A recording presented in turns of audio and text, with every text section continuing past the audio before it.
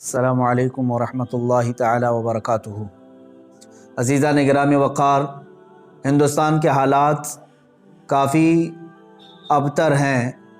Corona کے مرض کو لے کر ہر جگہ بہت ساری بے قراری کا ماحول ہے، مگر اس کے بڑھ کر ایک زہریلا سانپ ڈاسنا کی مندر سے اب بھی اپنا زہر اگل رہا ہے۔ چند دنوں قبل جس نے پورے ہندوستان کے ہندو مسلم ماحول کو خراب کرنے کے لیے میرے آقا صلی اللہ تعالیٰ علیہ وسلم کی شان کو نشانہ بنانا شروع کیا، مسلسل پچھلے 2 ماہ سے وہ ابھی اسی طرح کا زہر اگل رہا ہے۔ آپ حضرات کو معلوم ہے پچھلے 2 ہفتے قبل میں نے اس کو مباہلے کا چیلنج دیا تھا اور وہ ایکسیپٹ کر کے بعد میں پرمیشن کا بہانہ بنا کر میدان سے بھاگ نکلا۔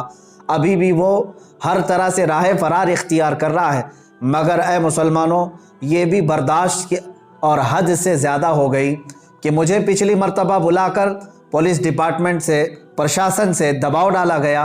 اچانک میرے گھر پر پولیس اور آفس کو دھکا دے کر کے اندر پولیس اور بغیر کسی نوٹس کے پولیس والوں نے میری آفس پر اس طرح سے آ کر کے تماشا کیا۔ پھر مجھے دباؤ یہ ڈالا کہ آپ اس کے خلاف نہ بولیں۔ میں نے یہ کہا تھا آپ اپنی ڈیوٹی پوری کریں اور اس شخص کو ملعون کو گرفتار کریں یا ہمارا آمنا سامنا کروائیں، پھر ہم بند کر دیں گے۔ لیکن حد ہو گئی کہ ساری چیزوں کے بعد پولیس پرشاسن کی طرف سے یقین دہانی کرانے کے بعد بھی آج پھر سے وہ خبیث ملعون پھر سے ویڈیو اپلوڈ کرتا ہے اور اس میں پھر زہر اگلتے ہوئے میرے آقا صلی اللہ تعالیٰ علیہ وسلم کی شان میں بڑے بھدے اور غلیظ کلمات بکتا ہے۔ وہ کہتا ہے محمد صلی اللہ تعالیٰ علیہ وسلم عورتوں کے رسیا تھے، معاذ اللہ، نعوذ باللہ من ذالک۔ وہ عورتوں کے معاملات کو لے کر اس پاکھنڈی کو یہ بتایا جائے کہ جس پر خود بلاتکاری کا معاملہ ہے، جو خود جو ریپسٹ ہے، اس کی اوقات نہیں میرے آقا صلی اللہ تعالیٰ علیہ وسلم کا نام لینے کی۔ اور یہ ملعون بھرسر اعلان کہتا ہے کہ میری زندگی کا ایک ہی مقصد ہے اسلام کا وناش کرنا، اسلام کو ختم کرنا۔ اس خارش زدہ کتے کو اپنے بدن کی کھجلی مٹانے کی طاقت نہیں ہے، اسلام کو سرزمین اور ہند سے مٹانے کی بات کرتا ہے۔ یاد رکھو یونان و مصر و روما سب مٹ گئے جہاں سے، باقی مگر ہے اب تک نام و نشاں ہمارا، باقی مگر ہے اب تک نام و نشاں ہمارا، اور ہم اس دھرتی پر رہیں گے اور ہر بار کہتے رہیں گے اللہ اکبر۔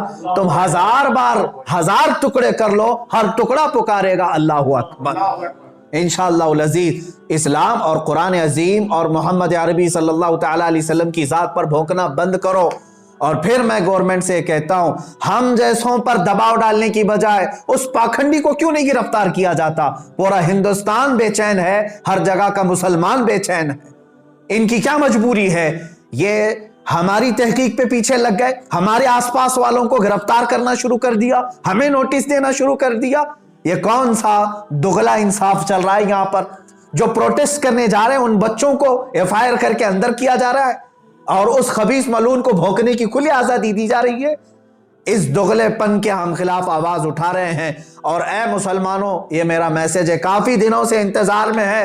میں علماء ذوی الاحترام سے کہنا چاہوں گا جتنے لوگوں نے مجھے میسج کیا سب اپنے آپ تیار رہیں، انشاءاللہ العزیز یہ فقیر قادری دلی پہنچنے کی پوری کوشش کرے گا انشاءاللہ۔ 17 رمضان المبارک کی تاریخ ہے، انشاءاللہ العزیز اس تاریخ کو یا فتح اسلام ہوگا یا تو پھر یہ ایکشن لیں گے یا پھر ہمیں یہ گرفتار کریں گے۔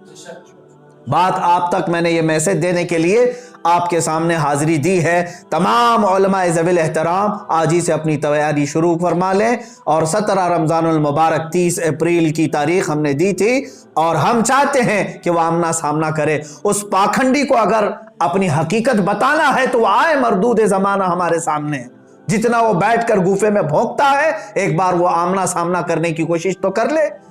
میں بار بار اس چیز کو للکارتا رہا ہوں، چیلنج کرتا رہا ہوں۔ پرشاسن سے میں بڑے ادب کے ساتھ کہوں گا یہ بات بولنے کی مجھے ضرورت ہی کیوں آتی اب تک، اگر تم اسے اریسٹ کر لیے ہوتے یا اپنی ڈیوٹی پوری کر رہے ہوتے۔ اب اس کے بعد عوام الناس کے لیے کیا فیصلہ ہوگا اور کیا میسج جائے گا، اکابرین سے، علماء سے مشورہ کر کے کل انشاءاللہ العزیز یا اس کے بعد آپ تک بات پہنچائی جائے گی۔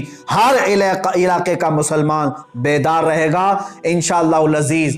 ہم یہ بتائیں گے کہ تم جن کو ایزی کیک سمجھ کر کے بار بار کھاتے رہے، نام رسول پر اب ہم اپنے آپ کو کھانے نہیں دیں گے انشاءاللہ۔ ہاں، مصطفیٰ کریم صلی اللہ تعالیٰ علیہ وسلم کی عزت کی بات آئے گی، پھر تم ہمارے ٹکڑے کر لو یا جس طرح سے بھی ہمارے ساتھ معاملہ کرو، ایک دن نصرت الہی تو آنا ہے، اللہ رب العزت کا قہر اترنا ہے، اور ان سب کو وہ زمین پر انشاءاللہ العزیز بھسم کرے گا۔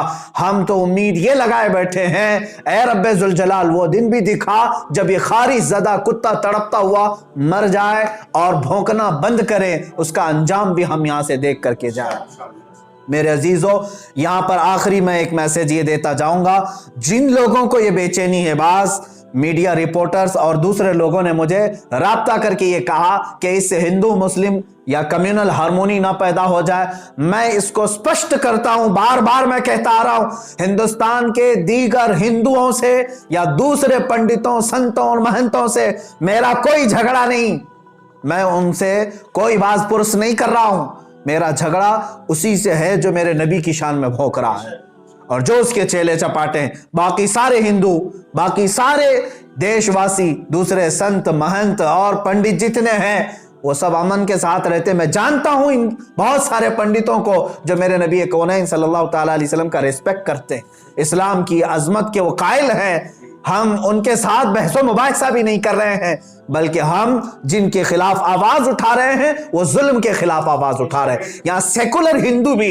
ہمارے ساتھ کھڑا ہوا نظر آئے گا اور وہ بھی کہے گا کہ یہ غلط ہو رہا ہے، یہ غلط ہو رہا ہے کہ ایک شخص کو اتنی چھوٹ دی گئی ہے کہ وہ اناپ شناپ بکے جا رہا ہے۔ ارے ایک ہوتا علمی اختلاف، لیکن یہ تو گالی گلوچ پر اتر آیا ہے، اور ہم نے کہا گالی دینا ہے، ہم جیسوں کو تو ہزار گالیاں دی جا رہی ہیں، اس خبیث کو بھی یہ چاہیے تھا کہ تو مجھے نشانہ بنا لے۔ قرآن، اسلام، رسول پاک صلی اللہ علیہ وسلم کی ذات، یہ ہماری جان ہے، اور ہم یہاں پر جو بدک گئے یا جس طرح سے بھی ہمارے جذبات بے قابو ہو رہے ہیں، اس کی صرف اور صرف وجہ یہ ہے کہ اس خبیث کو کھلی چھوٹ دی گئی ہے۔ میں پھر سے اب تمام دیش واسیوں سے کہتا ہوں، میری پرشاسن سے بھی بات چل رہی ہے اور دلی کے پرشاسن سے بھی یہ تعلقات چل رہے ہیں، اور انشاءاللہ العزیز ہم دلی جانے کی پوری کوشش کریں گے، اور یہاں سے جس طرح سے بھی ہوگا اگلے میسج میں آپ کو اعلان کروں گا۔ وآخر دعوانا الحمدللہ رب